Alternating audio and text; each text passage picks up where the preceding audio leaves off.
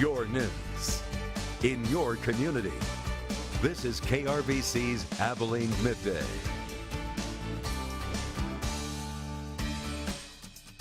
Hello and thank you for joining us on Abilene Midday. I'm Joni McKinnon. And I'm Grant Tosterud. All right, Grant, before we get to the weather, let's take a look at what's coming up on Abilene Midday. A possible breakthrough in a missing child's case out of Richardson, Texas, happening yesterday, and why police believe this may be the body of missing 3-year-old Sharon Matthews.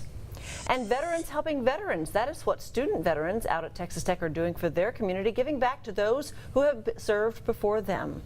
All right, now, Grant, let's go ahead and get a check on the weather out there because it was brisk this morning. I was anticipating hot, or almost hot weather this morning. Right. I thought, okay, it's going to get nice and warm.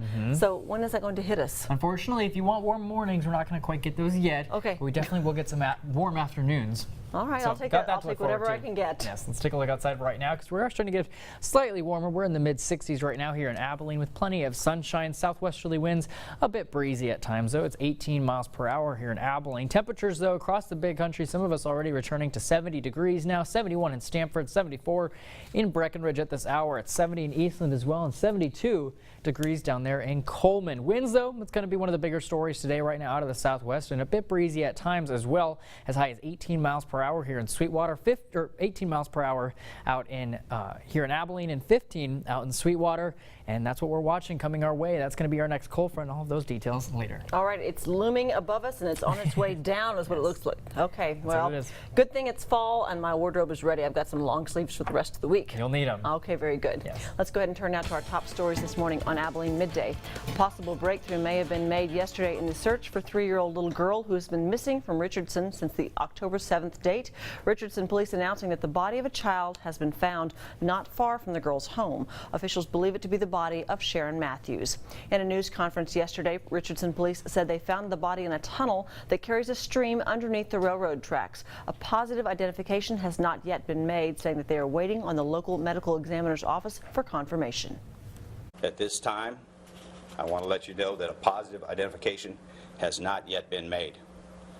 The ME's office will need to respond, take custody of the body, try to make a positive identification, as well as trying to determine an exact cause of death.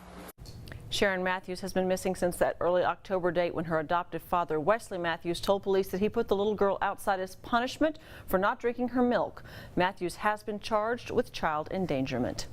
And another unidentified body found Friday in the Lone Star State. The body of a young boy was found on a beach in Galveston by an individual walking along the shore. Not much is known about the recently found body, except according to authorities, his age ranges from 3 to 5, and we're learning that there are no recent missing children's cases there in Galveston.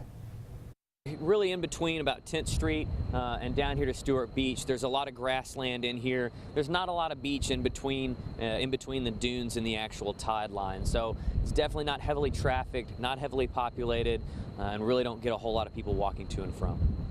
An investigation into this new case is currently underway as well.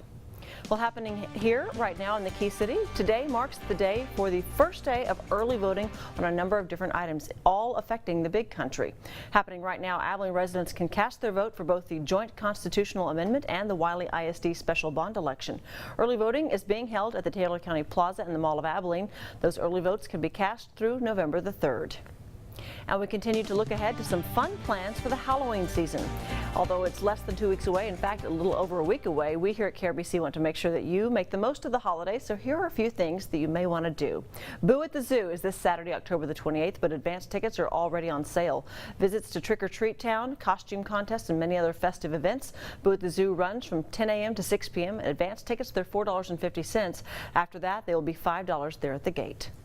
But if haunted houses aren't really your ideal way to spend the Halloween season, several places around the city are hosting trunk or treat events. Friday, October 27th, the BCSF, that's the Health and Human Services, they're hosting a trunk or treat. St. James United Methodist is also hosting their own event on Saturday, the 28th. And on Sunday, the 29th, 106.3 The Star, they are having a trunk or treat. 2 other trunk or treat events happening Monday, October 30th. One is at the Courtyard Marriott by the mall, the other at Stovall Realtors, and finally Tuesday on Halloween Day, Arrow Ford and Elliott Hamill Funeral Home, as well as Reliable Tax Service, all hosting trunk or treats. So for a full list of the haunted events and trunk or treats on our website, it's bigcountryhomepage.com. Turning now to a heartwarming story out of Lubbock. A group of student veterans at Texas Tech served their country, but now they're continuing to serve just in a little bit different way by helping older vets in the community. This is all new today on Abilene Midday. Disabled Vietnam veteran Lennis Farid still suffers from trauma that he sustained during his time in Vietnam. Needing help with everyday chores, he reached out to the community. Asking for help, and some students, well, the Veterans Association, they answered the call. Farid said he is grateful for the help, but one student veteran says that they are simply taking care of their neighbors. And younger people coming in, doing the job that we used to do, and now they want to give back to the old guys. Does my heart good. I'm glad, I'm proud of these individuals. Wants to reach back and say, hey, you guys not alone. We all are in the same club. We are family. Giving back is just being a veteran. It's just that human nature. It's the reason why we chose to serve in the first place. Again, it's just being selfless, but a lot of times, like Mr. Freed, for example, he's essentially a neighbor. He's just a few blocks over, and your community is what you make of it. So for us, it's just taking care of the guy next door. In addition, Farid said it was moving to see the younger vets stepping up to help out those that came before them, and he wants to encourage other Lubbock area veterans to ask for help when they need it. The student group has been around for about 7 or 8 years, and this isn't the first time they've helped a local veteran. They say definitely, though, it won't be the last. Well, in our political news coverage this morning, tax reform. President Trump is calling on the House GOP to get the economic ball rolling. He wants to see the Senate budget and tax reform passed within the next few months. John Lawrence reports. President Trump is urging House Republicans to take action. I call it tax cuts. It is tax reform also, but I call it tax cuts. It'll be the biggest cuts ever in the history of this country. During an interview on Fox Business Network, Mr. Trump told Maria Bartiromo that he believes there are enough votes to get the tax reform plan passed, and the sooner, the better. I want to get it by the end of the year, but I'd be very disappointed if it took that long. House Speaker Paul Ryan also set an end-of-the-year deadline for tax reform. He says approving the revised Senate budget this week would help it get done in that time frame. And though many key details have yet to be disclosed, the president could see some Democratic support. I heard him say that he likes the Patriot Corporation Act, and he likes the idea of a real working family tax relief act. If he chooses that path, Democrats will work with him. In an op-ed published in USA Today on Sunday, President Trump said the U.S.'s era of economic surrender is now over, and that with his plan, jobs will grow and family incomes will rise. The goal here is to get middle-class taxes down, to prevent job exportation, which our current business taxes really encourage people to go offshore, and to produce more jobs and opportunity for the American people. I'm John. All right, now, Grant, so what's the latest on this next cold front? So when can we expect to see even cooler temperatures again?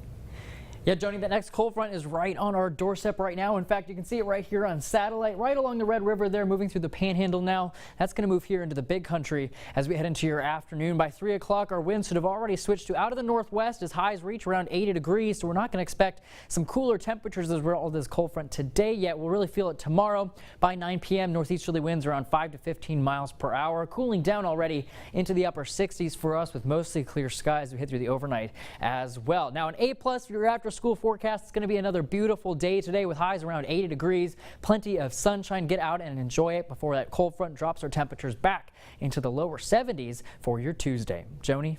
All right, thanks, Grant. Well, here's what's coming up on Abilene Midday. Apple continues to revolutionize the technology world from the iPhone to the MacBook Pro. They continue to change the game, but one of the original gamer changes, well, it's celebrating a major milestone today. Do you remember the first iPod? That's coming up in News by the Numbers after the break. You're watching KRVC Abilene Midday with Joni McKinnon and meteorologist Grant Tosterud.